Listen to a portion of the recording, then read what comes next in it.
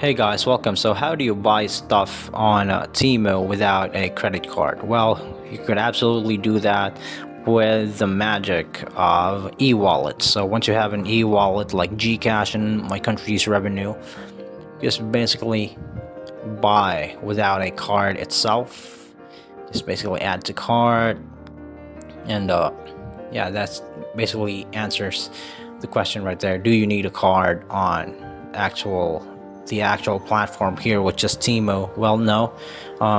You do need your wallet though. So if you have coupons, you can basically, as you can see, there's credit balance, and on the credit balance, you can basically add your Apple Pay if that's what you want.